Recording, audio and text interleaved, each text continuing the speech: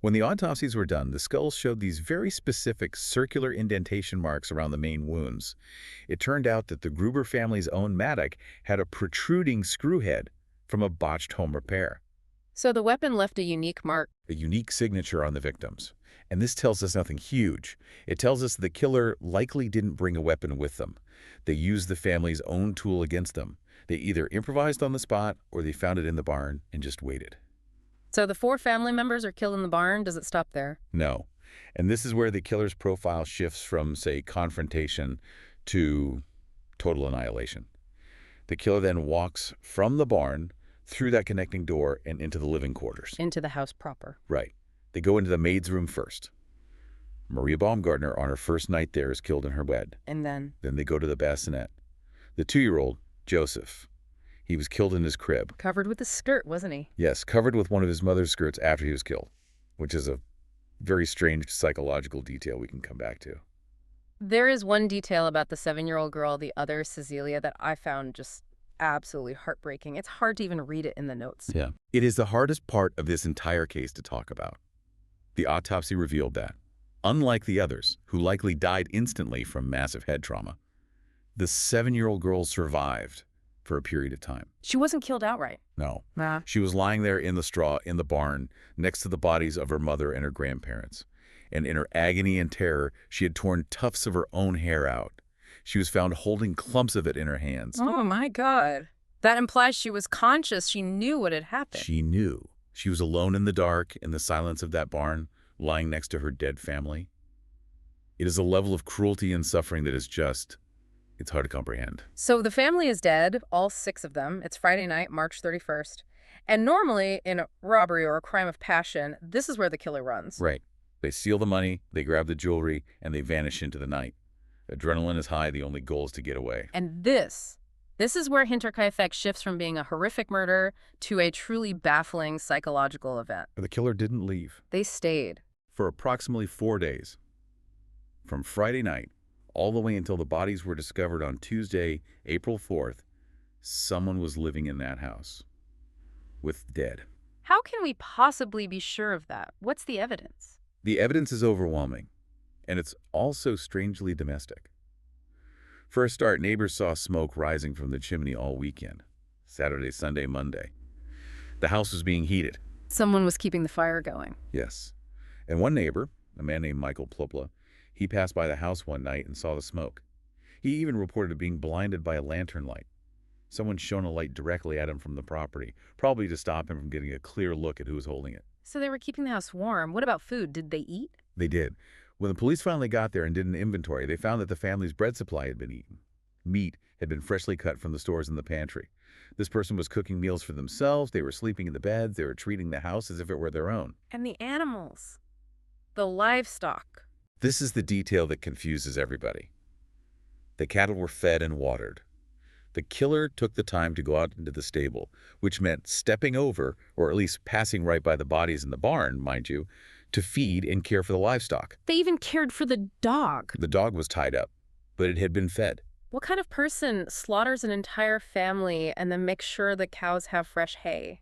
It opens up 2 very different, but equally chilling psychological profiles. Yep. 1, it's a farmer.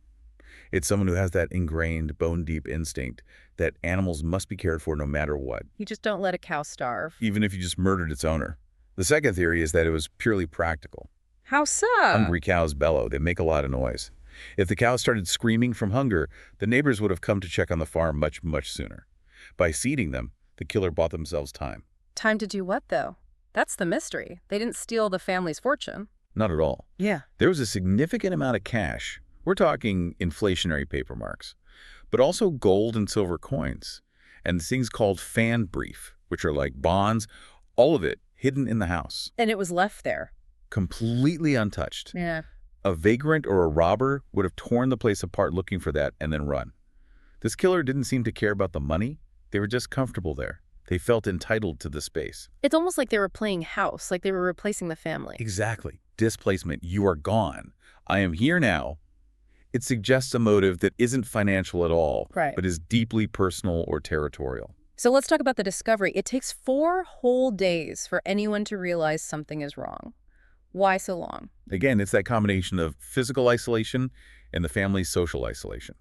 If the Grubers didn't show up for church on Sunday, people didn't immediately rush over to check because, frankly, they weren't missed. They weren't liked. Not at all. Hmm. But eventually, the absence just became too strange to ignore.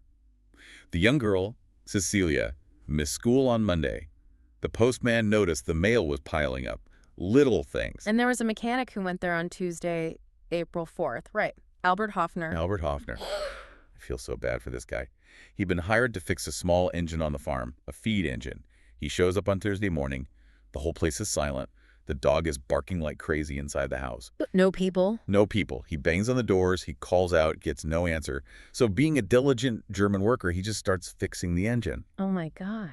He works for 4.5 hours, all alone, in the yard of that silent farm. Surrounded by dead bodies. He had no idea, of course. Hmm. He said later in his statement that he felt this really eerie silence, that something was wrong. He even saw that the main barn doors were open at one point, but he didn't think to go in. He just finished his job, waited around for someone to come out and pay him, and when no one appeared, he left. And he told people in the village.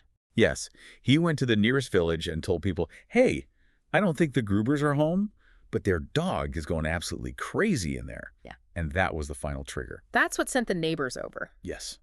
Lorenz Schlittenbauer, the neighbor we mentioned earlier, the one tangled up in the paternity scandal, he got together with 2 other neighbors, Michael Pohl and Jacob Siegel, and they all decided to go over and check on the farm for real. They break in. They went to the barn first, and that's where they found them. The 4 bodies. And they were stacked. Stacked. Yes, piled on top of each other. And then covered with an old door and a bunch of hay. Why?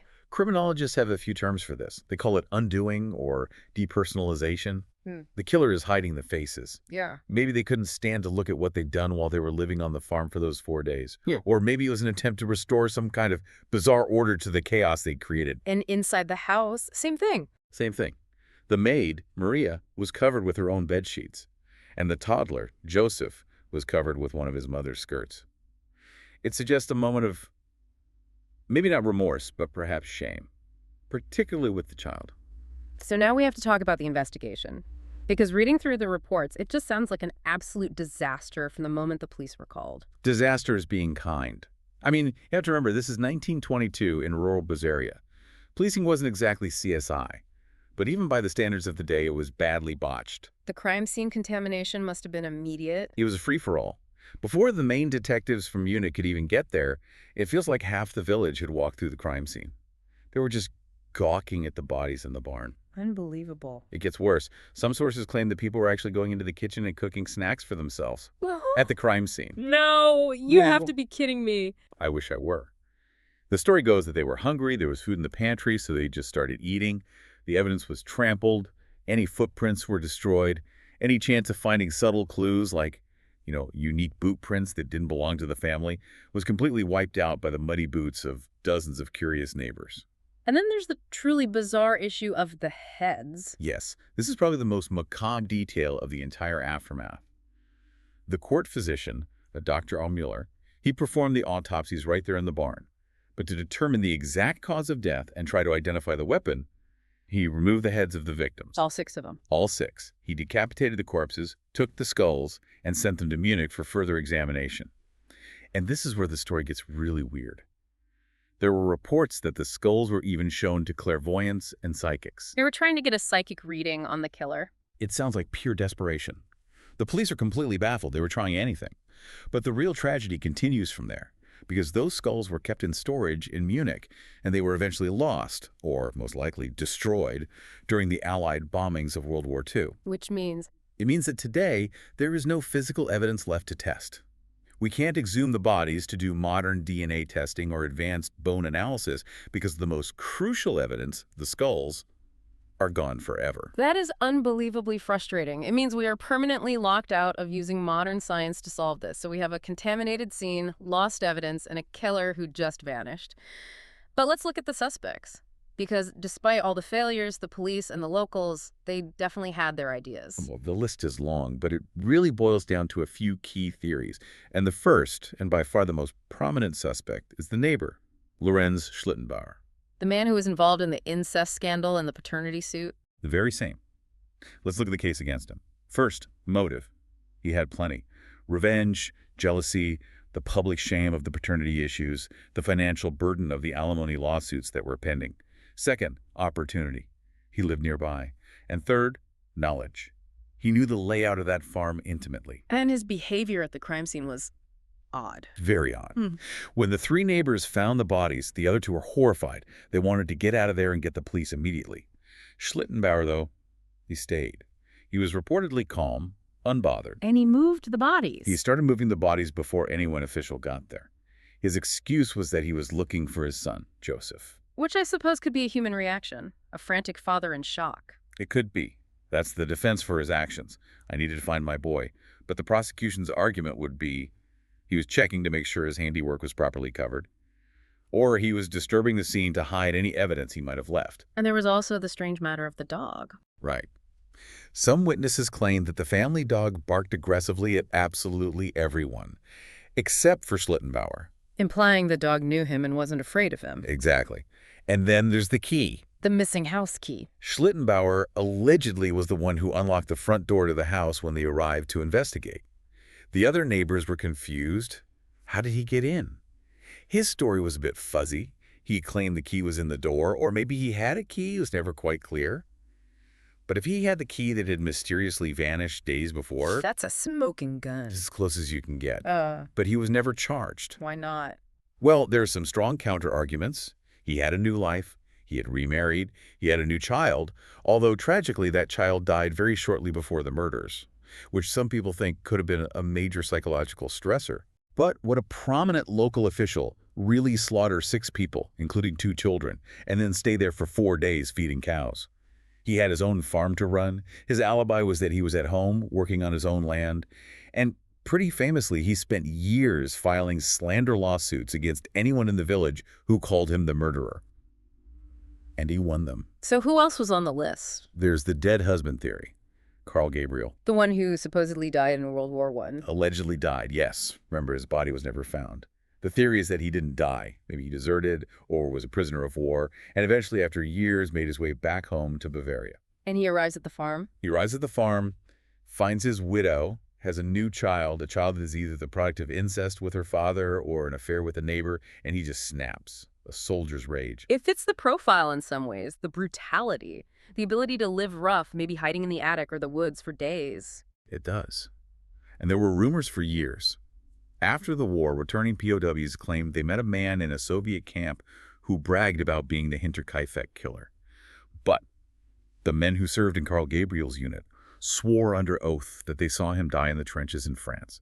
They said they saw the body. So, unless they were all lying for some reason, Carl Gabriel's probably just a ghost story. What about a simple robbery gone wrong? They're Vagrants. The police certainly looked into that. They investigated a pair called the Gump brothers, who were notorious local criminals. And it was a chaotic time in Germany. You had hyperinflation, you had paramilitary groups, you had roving gangs of desperate people. It's plausible, but the stay-behind factor kills the robbery theory for me. Right. Robbers don't feed cows. Robbers take the gold and the cash. The money was still there. Robbers do not hang around a crime scene for 4 days risking capture just to eat some bread and keep the fire lit. It makes no sense. I want to fast forward now to 2007. Because this isn't just some dusty old cold case from the history books. Modern police actually took a very serious run at solving it. They did. The Police Academy in Furstenfeldbruck. And this was a massive project. They assigned it to 15 of their top police students, supervised by veteran criminal investigators, and it was their final thesis. They reviewed the entire case file, all the evidence, all the witness statements. And they applied modern techniques to it. Exactly. They applied modern criminal profiling techniques to the 1922 evidence. And what was their verdict? What did they conclude? Their conclusion was fascinating. They stated that they had unanimously agreed on a prime suspect. They felt the evidence, when viewed through a modern lens, pointed very, very strongly to one person. Did they name him?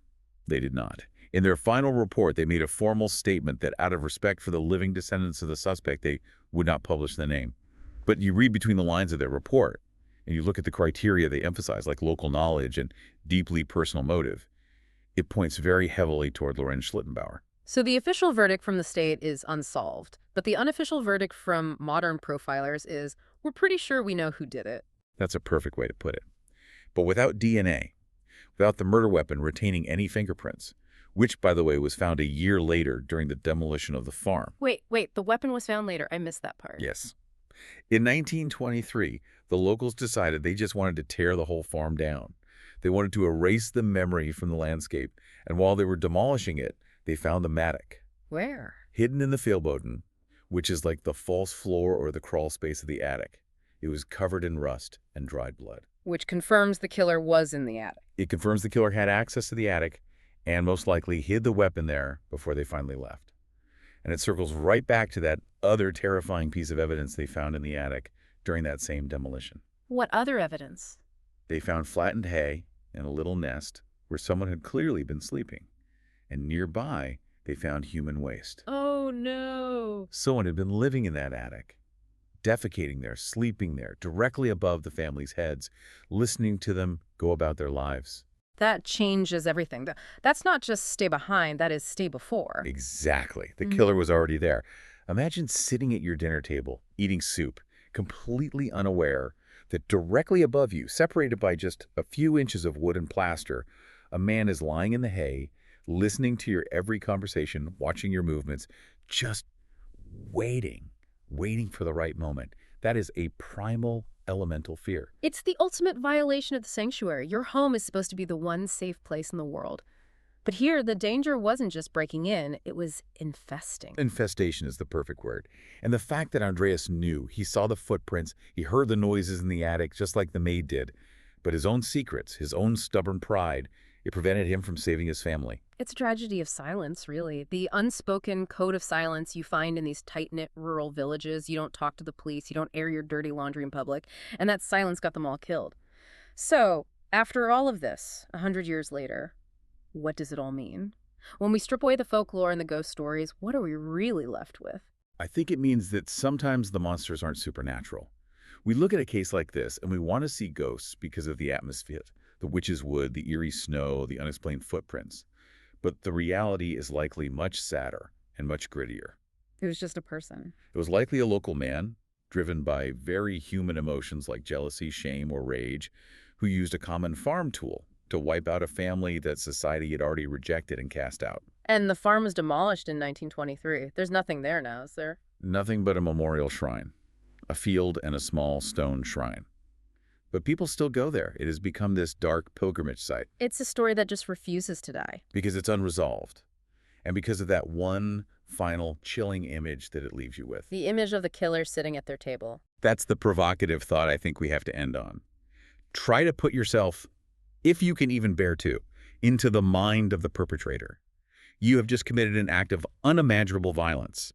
The bodies of 6 people, including 2 children, are getting cold in the barn. The blood is on your hands.